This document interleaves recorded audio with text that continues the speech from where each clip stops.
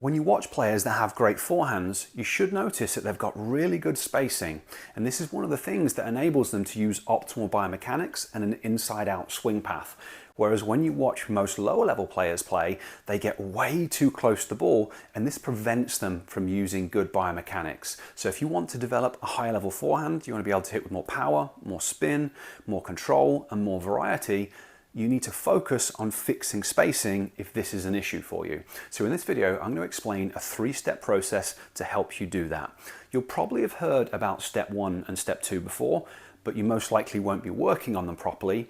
But step 3 is going to be something very new that you probably won't have heard about before. So hopefully you find the video helpful. If you do, it'd be awesome if you could give me a thumbs up. And if you haven't subscribed to my channel before, much appreciated if you could do that as well. The first thing you need to do if you want to fix your spacing is make it a priority within your practice. You have to focus on it.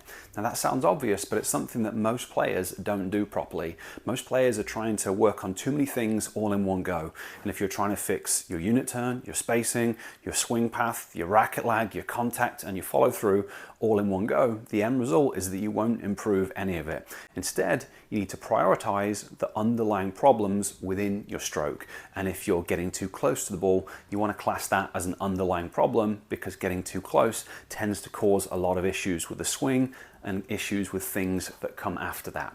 So here, what I'm doing within my practice session is working on improving my spacing. I'm naturally a right-handed player, but I'm now relearning to play left-handed because I injured myself in a mountain bike crash. So spacing is obviously an important piece that I have to think about. So I'm setting up different feeds, I'm working on a wide forehand, and as the ball's coming towards me, I'm really thinking about trying to set up the right distance from the ball, so making sure that I don't get too close. I do the same thing for an inside-out forehand. Again, as the ball's traveling towards me, I'm kind of thinking about how far away do I need to be from the ball. And yes, there's a kind of secondary thought about other things, but the focus is on the spacing and the setup. And then the third variation, I'm just feeding a random feed, so now I don't know where it's going. It's a little bit more challenging, but again, I'm just thinking about the spacing and setting up further away from the ball. And then when I go out and practice with people, again, I'm still going to be focusing on that same issue. And that's how you prioritize things within your practice. The next thing that most players need to do in order to fix spacing problems on their forehand is improve their footwork. Because again, when you watch players with great forehands, they also have great footwork. You never get a player with an amazing forehand that doesn't have amazing footwork. Because again, one of the hard things in tennis is that every single shot you deal with is different. It comes at you in a slightly different way. So you need to use a different footwork pattern if you're dealing with a wide forehand as opposed to an inside out forehand, or maybe a short forehand or a high forehand. There's different footwork patterns that you'll need on all of them if you want to set up the right distance from the ball. And footwork patterns are very specific techniques. You have to practice them deliberately and intentionally. They're not the sort of thing that's going to come automatically when you go out there and just hit balls with your friends or practice partners. That's not the way it works. You need to dedicate time, you need to practice specific patterns, getting lots of repetitions at them until they become habits. And once individual footwork patterns become habits, then you'll be able to start doing it naturally when you play. And that's going to be a really important part of helping you to fix problems with your spacing. The third thing that you're probably going to need to do if you want to fix spacing issues on your forehand is something that you might not have heard about before, but for most players, it's the most important step. And I was one of those players because I used to get way too close to the ball on my forehand. I also used to hit the ball late, and it's kind of the same problem. But both of those things prevented me from really developing the sort of forehand I wanted to when I was younger. And it wasn't until I fixed the underlying problem that I was able to develop a high-level forehand.